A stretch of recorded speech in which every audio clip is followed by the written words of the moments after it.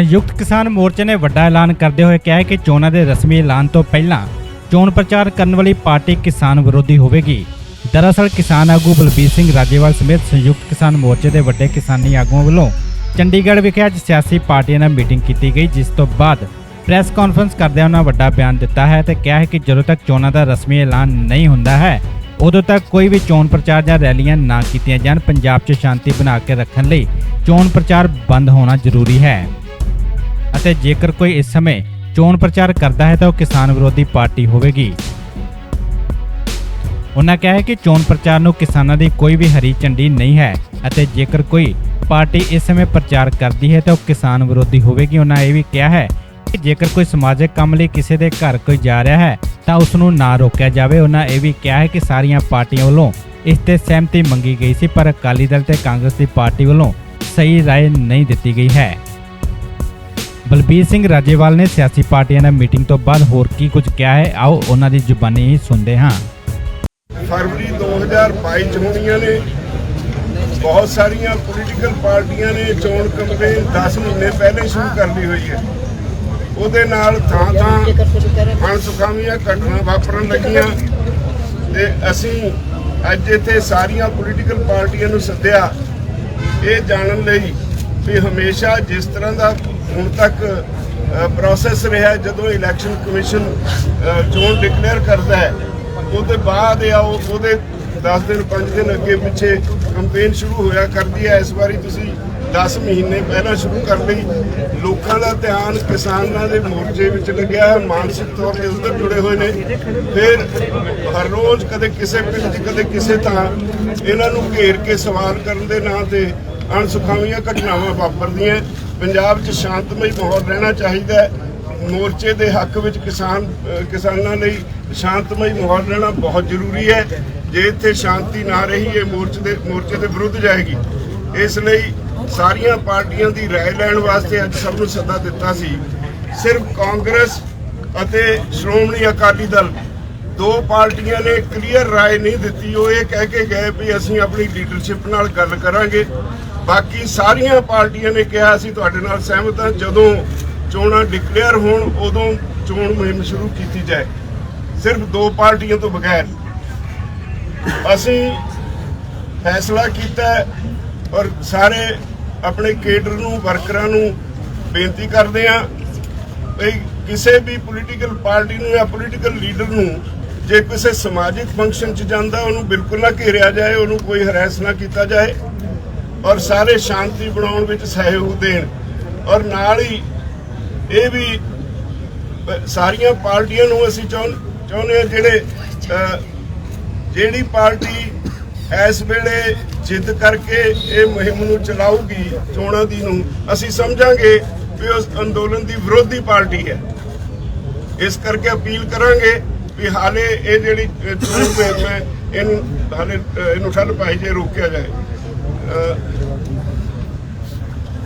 ਇੱਕ ਸਾਰਿਆਂ ਨੂੰ ਅਸੀਂ ਅੱਜ ਪੁੱਛਿਆ ਸੀ ਬਈ ਬੜੇ ਵਾਅਦੇ ਝੂਠੇ ਕਰ ਲੈਂਦੇ ਨੇ, ਜਦੋਂ ਚੋਣ ਮੈਨੀਫੈਸਟੋ ਬਣਦੇ ਹੈ ਉਹਨਾਂ ਤੇ ਕੋਈ ਅਮਲ ਨਹੀਂ ਕਰਦਾ। ਲੀਗਲ ਡਾਕੂਮੈਂਟ ਹੋਣਾ ਚਾਹੀਦਾ।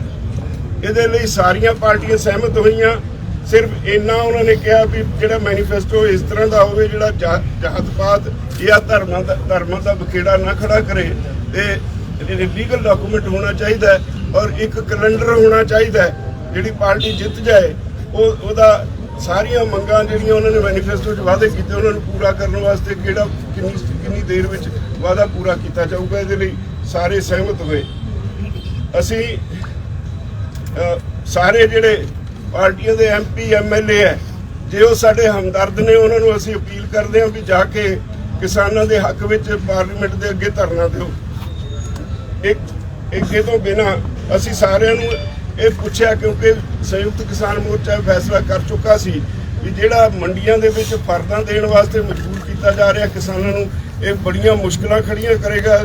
ਕਈ ਪੁਸ਼ਤਾਂ ਦੇ ਖਾਤੇ ਸਾਂਝੇ ਨੇ ਜਿਹੜੇ ਤਕਸੀਮ ਕਰਾਉਣ ਵਾਸਤੇ ਕਿੰਨੇ ਸਾਲ ਲੱਗ ਜਾਣਗੇ। ਬਹੁਤ ਸਾਰੇ ਲੋਕ ਵਿਦੇਸ਼ਾਂ 'ਚ ਬੈਠੇ ਨੇ, ਬਹੁਤ ਮੁਸ਼ਕਲਾਂ ਖੜੀਆਂ ਹੋਣਗੀਆਂ। ਇਸ ਕਰਕੇ ਇਹ ਕਿਸਾਨਾਂ ਨੂੰ ਮਜਬੂਰ ਨਾ ਕੀਤਾ ਜਾਏ।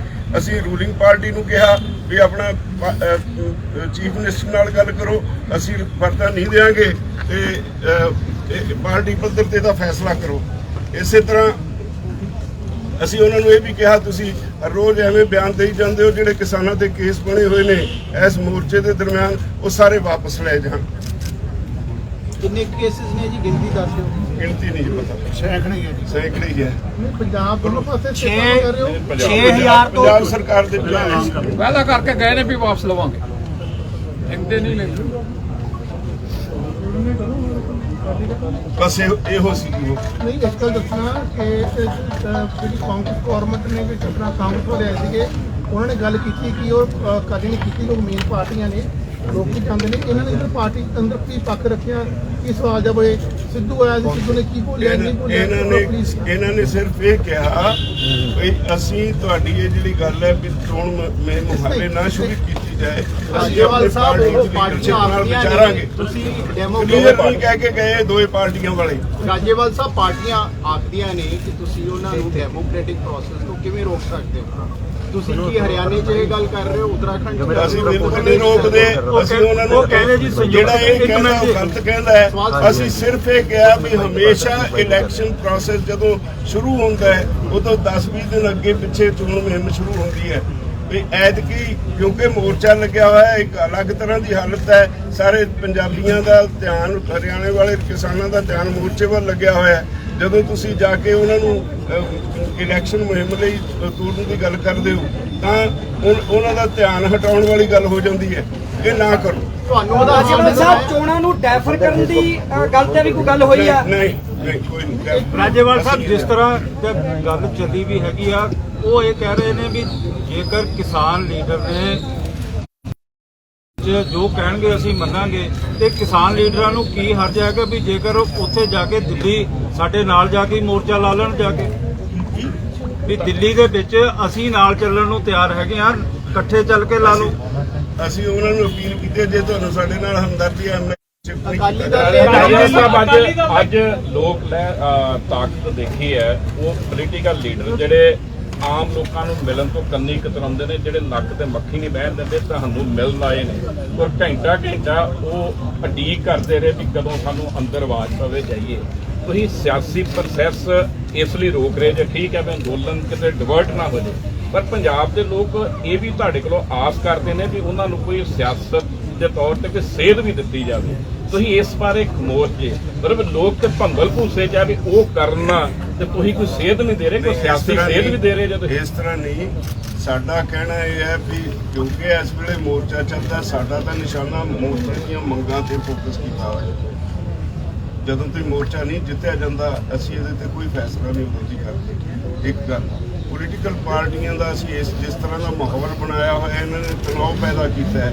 ਜੇ ਇੱਦਾਂ ਤਣਾਅ ਪੈਦਾ ਹੋ ਕੇ ਪੰਜਾਬ ਦੇ ਹਾਲਾਤ ਖਰਾਬ ਹੋ ਗਏ, ਉਹ ਨਾ ਪੰਜਾਬ ਦੇ ਹਿੱਤ 'ਚ ਨੇ ਨਾ ਕਿਸੇ ਪੋਲੀਟੀਕਲ ਪਾਰਟੀ ਦੇ ਹਿੱਤ 'ਚ ਨੇ। ਅਸੀਂ ਉਹਨਾਂ ਨੂੰ ਸਿਰਫ ਇਹ ਅਪੀਲ ਕੀਤੀ ਹੈ ਵੀ ਤੁਸੀਂ ਉਦੋਂ ਤੱਕ, ਜਦੋਂ ਤੱਕ ਇਲੈਕਸ਼ਨ ਡਿਕਲੇਅਰ ਨਹੀਂ ਹੁੰਦੀ ਉਦੋਂ ਤੱਕ ਇਲੈਕਸ਼ਨ ਕੰਪੇਨ ਨਾ ਚਲਾਓ, ਤੁਹਾਡਾ ਅਧਿਕਾਰ ਹੈ। ਉਹਦੇ ਬਾਅਦ ਜਦੋਂ ਇਲੈਕਸ਼ਨ ਡਿਕਲੇਅਰ ਹੋ ਜਾਏਗੀ ਉਦੋਂ ਤੁਸੀਂ ਕੋਈ ਸਿਆਸੀ ਸੇਧ ਦਿਓਗੇ ਪੰਜਾਬ ਦੇ ਲੋਕਾਂ ਨੂੰ? ਰਾਜੇਵਾਲ ਸਾਹਿਬ ਬਹੁਤ ਜ਼ਰੂਰੀ ਹੈ। Bureau report, Punjab today.